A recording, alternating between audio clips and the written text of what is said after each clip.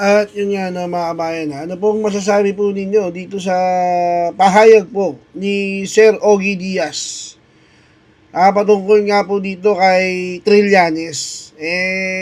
Tinanong nga po siya, kaugnay nga po dito na kung may naniniwala pa daw po dito kay Sundalong Kanin. Ayan no. Kung may naniniwala pa daw kay Sundalong Kanin. At ano po ang sabi ni Sir Ogie Diaz?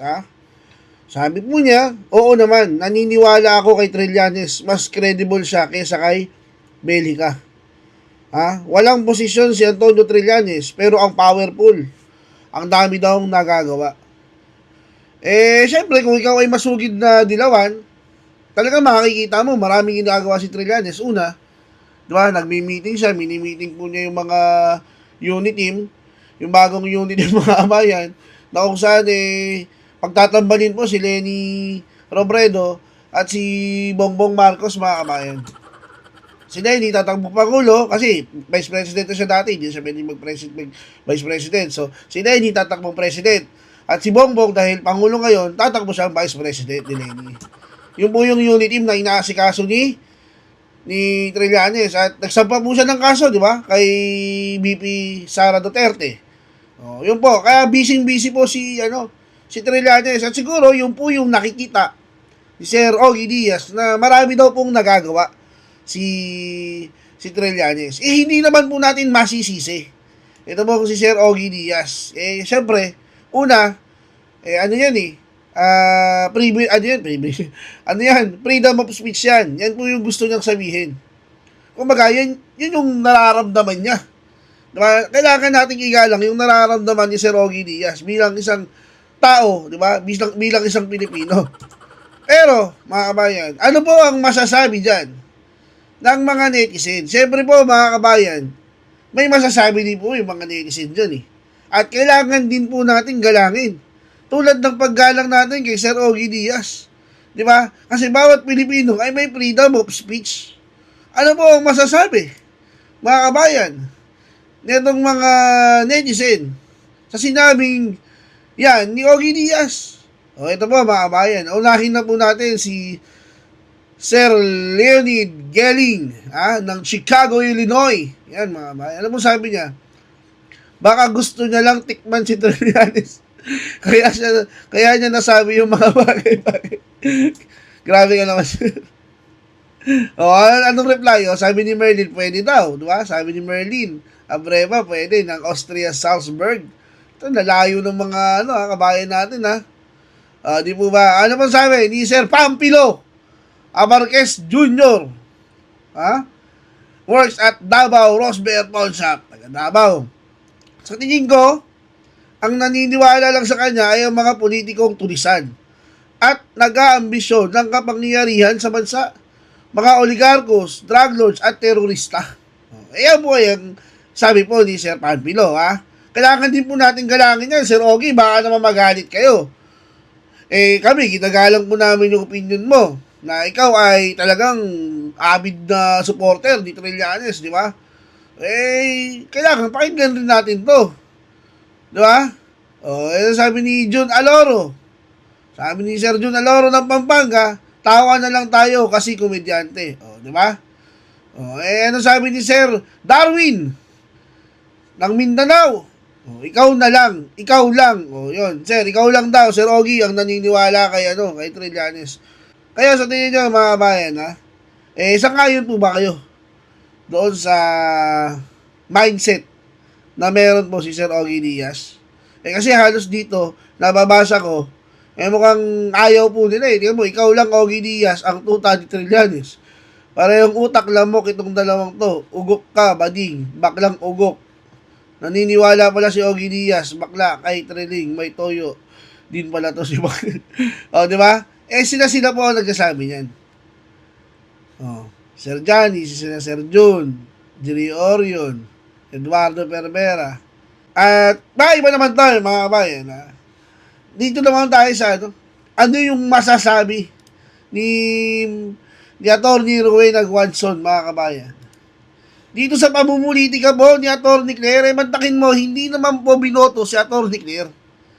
Di ba? Kung nag-aawayan man mo ang pagitan ng mga Marcos at mga Duterte, dapat labas siya dun eh. Bakit?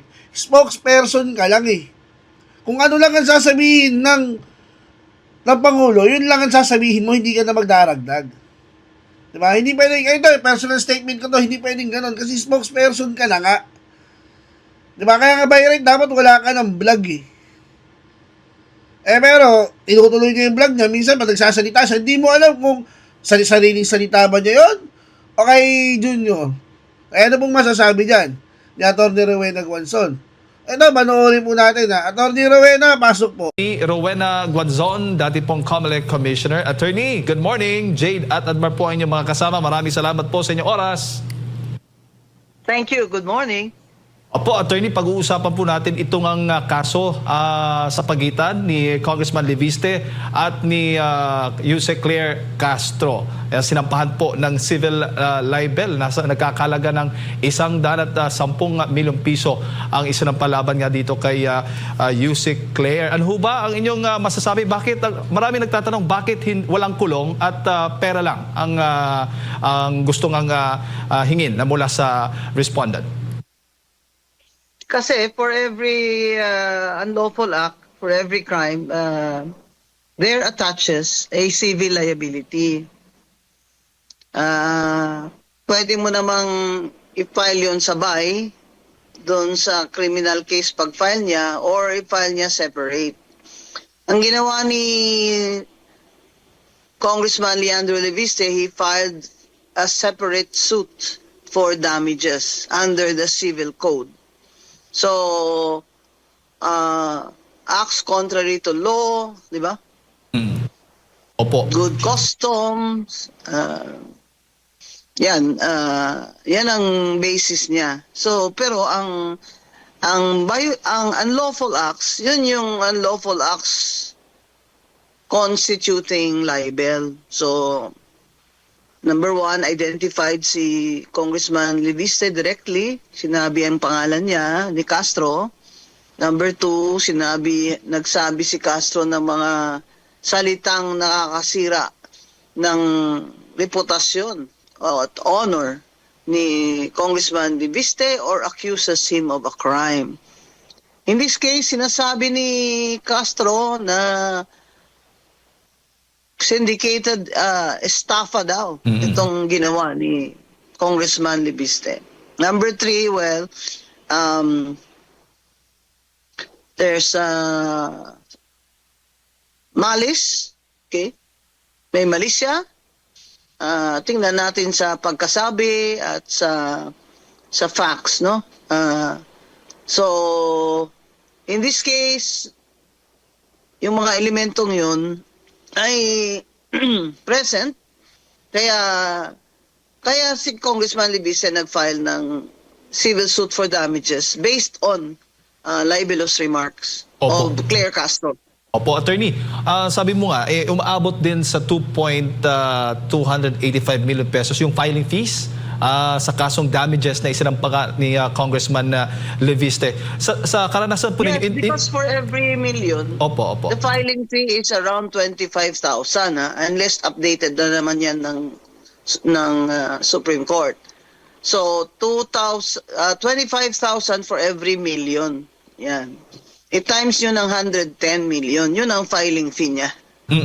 So sa tingin mo, indikasyon ito na legal strategy to na para pahirapan yung depensa ni Yusek Claire? Well, para mayanig siya. Kasi pag kinailan mo naman siya ng 5 million, parang baka hindi naman siya mayanig.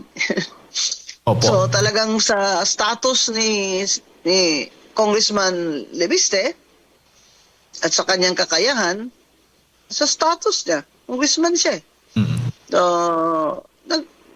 kaya niyang i-file for 110 million na damage suit. So, mas madali kasing manalo sa damage suit sa civil case kaysa dun sa libel. O nga po. Kasi dun sa libel, mahirapan, yung meron kasing di ba? mayroon kasing ruling na pag ikaw ay public official o ganyan, elected, no? Congressman ka, hindi ka dapat onion skinned. Opo. Pero kung ma-establish naman niya ang malis, mapapanalo niya. Pero mas madali mapanalo ang civil case. Kasi ang standard ng ebidensya na required ay preponderance of evidence lamang. Kumbaga ay makikita mo sa mga sinabi ni Claire Castro at sa mga post niya na paulit-ulit, ganyan.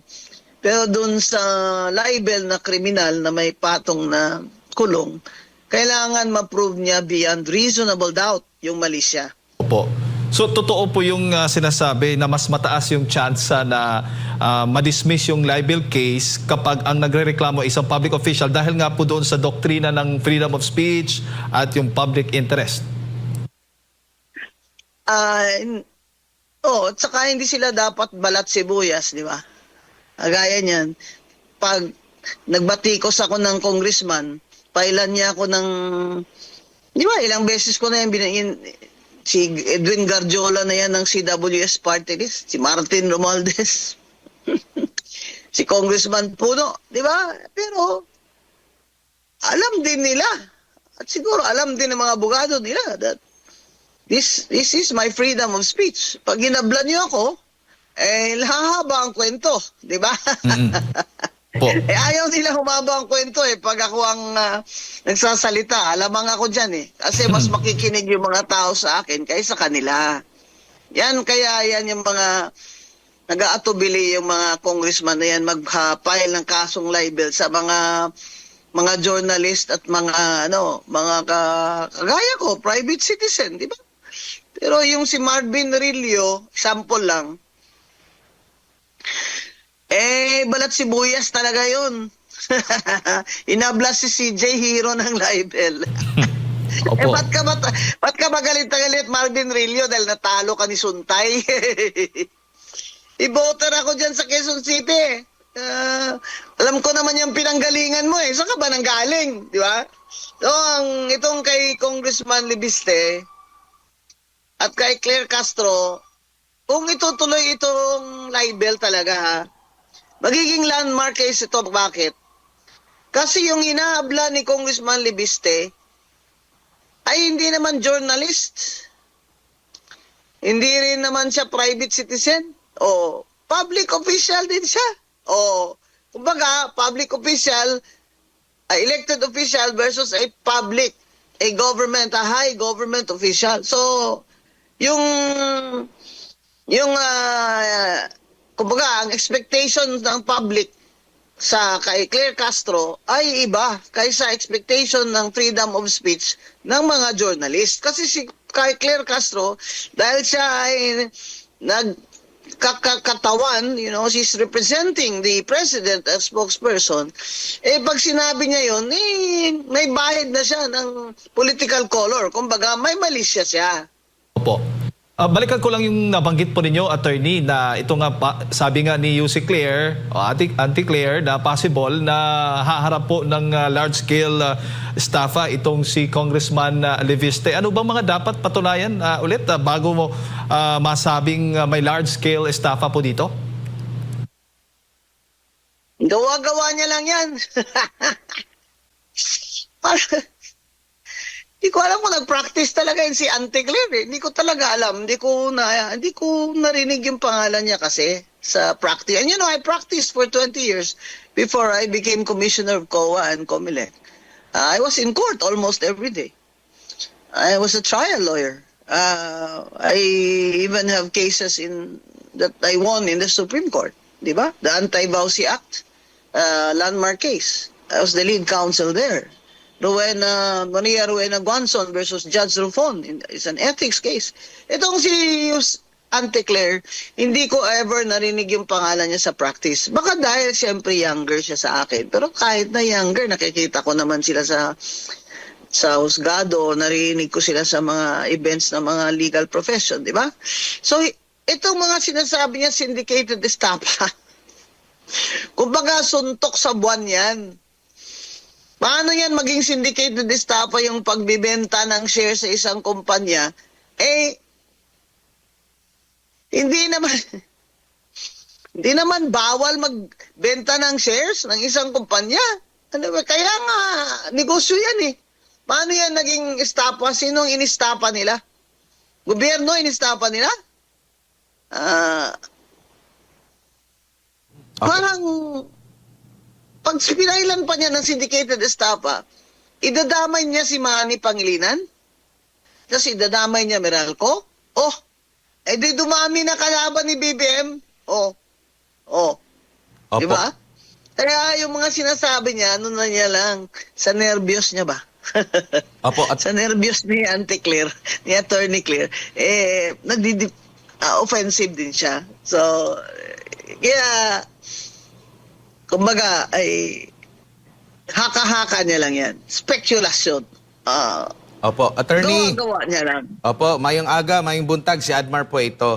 Attorney, mainam po ba ito sa ating gobyerno na meron pong isang tagapagsalita, representative ng gobyerno, palace officer ito, tapos may dual entity na isang political vlogger din, meron siyang vlog eh. Tapos sinabi rin niya, binigyan niya ng linaw na yung kanyang pagiging vlogger doon sa kanyang channel mismo ay labas na doon sa kanyang pagiging isang opisyal ng gobyerno, attorney. Kung dalawa pala personality niya, di schizophrenic siya. Tay, alam ko may mga rules ang government offices sa ganyang kataas na ranggo. Ang sweldo niyan, mga 300,000 ha. Taas ng sweldo ni Auntie Claire ha. Kaya takot na takot yan matanggal ni BBM eh. Alam ko mga rules yan dyan sila eh. Hindi ko alam. Dapat ilabas na Malacanang ang rules nila tungkol dyan. Na, bay kung spokesperson ka na, bawal ka na dapat mag-vlog-vlog. Ano ba yun? Hindi ba, pwede ba sabihin niya na, magandang umaga, mga higala. Ako ngayon ito nagsasalita, private person ako ha. Opo. Tapos doon, pag bay doon ka sa Malacanang na ganyan, spokesperson ka naman. Schizophrenic ka. Di ba dapat lang sa kahit ethics lang, ethical lang, kahit nasabihin mo walang rules ba? Hindi ba common sense yan? Na kung tagapagsalita ka ng presidente, huwag ka na magsalita sa personal mo na vlog. Diba? Opo. Dapat ka, dinilit niya na lang yan o sinuspend niya na yung personal vlog niya nung in-appoint siya. Kasi baka yung vlog niya na yan, ginawa niya yan bago siya na-appoint. So, hindi naman pwede yun. Kasi, sino ngayon paniwalaan natin dito? Pag nagsasalita pala siya for the president, tatawa yung tao. Sasabihin ng tao, ito ba si... Ano bang personality ito ngayon? Si Dr. Jekyll o si Mr. Hyde?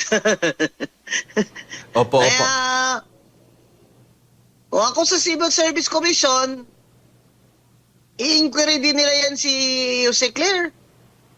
Tingnan mo yung rules ng Civil Service Commission sa ukol sa paggamit ng social media. Meron yan. Nakikita niyo rin po na may impact kung bakit ganito po kababa yung rating ng ating administration na ngayon po. Kasi yung nasa communications, minsan labas na doon sa nagiging pagiging representative niya. Parang sarili ba niyang opinion? Di mo na alam kung sariling opinion niya or ini-echo niya yung ang stand ng gobyerno, attorney. Oo. Tsaka yung imbis na sabihin niya lang kung ano yung gustong sabihin ni BBM, anong policy niya, anong bagong project niya dyan, no? Ina-atake niya yung Vice President. Wala naman sa buong mundo ganyan na spokesperson ng presidente o leader ay dinadamay pa yung away politika sa Vice President. Yan ang number one niya talagang kapalpakan. Hindi niya ma-distinguish talaga kung ano yung trabaho niya, na focus lang siya as spokesperson ng presidente o yung trying to please BBM. Yung gusto niyang Star Award siya ni BBM ba? Atakihin niya si Sara. Opo. Binesweldohan natin siya Sinasweldohan siya ng taong bayan para gawin niya yung trabaho niya maayos eh. Hindi naman trabaho ng spokesperson yung mag-atake ka sa Vice President. Buti nga, hindi siya pinapansin ni Sara eh. Hindi naman siya pinapatulan eh. At Opo. kung ako din naman ang Vice President, ba't ko naman to papatulan eh? Mas okay nga eh. Mas lalong bumabagsak yung tingin ng tao kay BBM pag ito ang nakikita sa... Opo, attorney. Maisingit ko lang po. Meron po kasi siyang naging komento doon sa pagsasampa ng reklamo nga nitong si Congressman Leviste. Napatanong siya kung sino raw yung nasa likod nitong pagkakaso sa kanya at nakikita niya na parang may gustong magbusal sa kanyang bibig at sinasabi niyang kumbaga parang sino ang nasa likod na gusto siyang patahimikin po, attorney?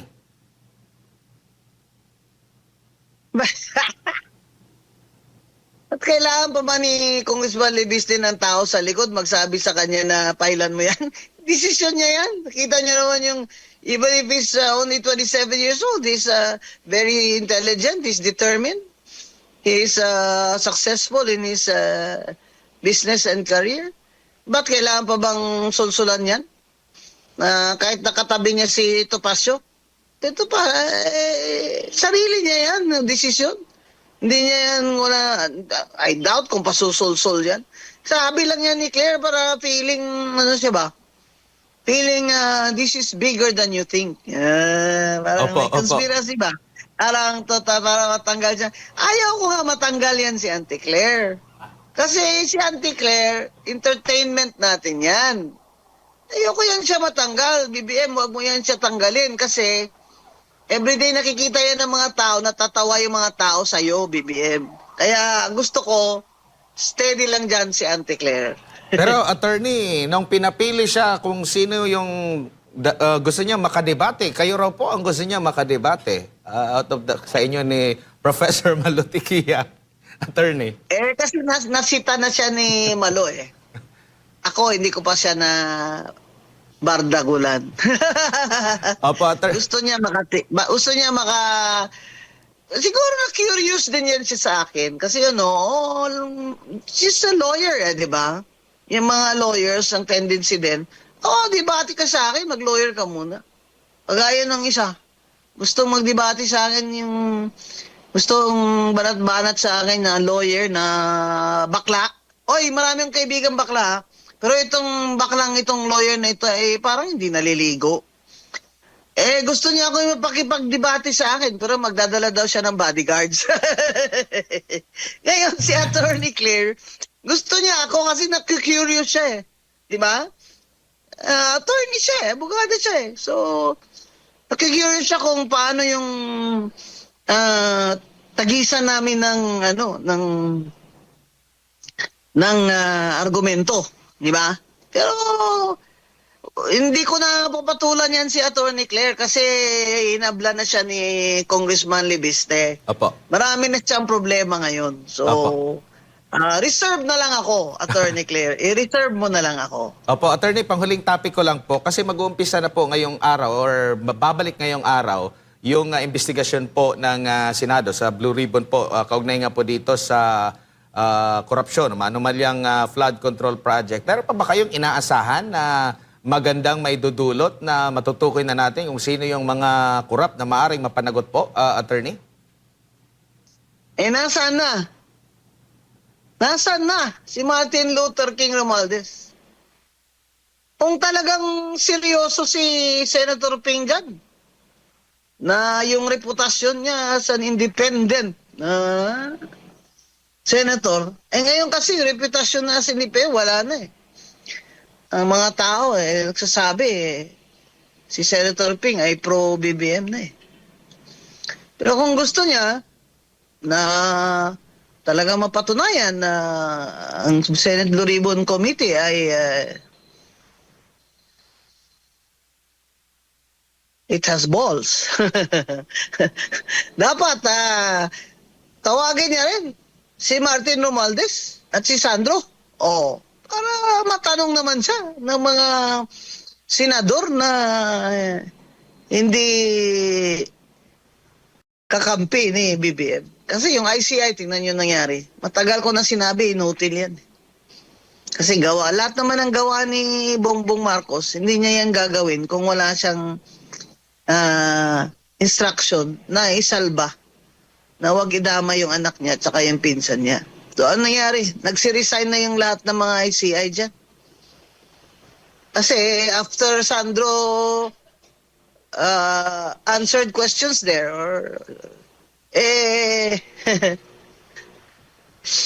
parang sabi nga ni former Secretary Singson, hindi inasahan ni Sandro na ganun pala kadetalye yung mga tanong sa kanya.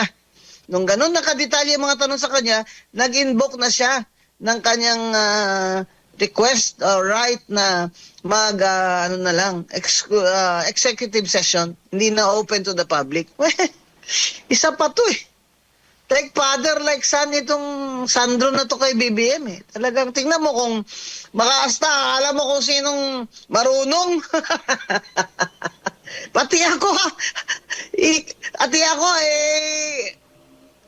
hangkaton niya pa ako basa ko no magdebate sa konstitusyon. Kagamay-gamay nga tao, bro. Perte katikalon. Ayan, yung Senate Blue Ribbon Committee na yan, bibilib lang kami sa iyo, Senator Ping Lacson, kung ipatawag mo, i-require mo under pain of contempt si Martin Luther King Romualdez at si Sandro. Kasi hindi ako naniniwala. Nagawa lang yun ni Saldico na hindi utos ni Romualdez. Lahat ng gawa ni Saldico as appropriations chair, utos ni Martin Luther King Romualdez.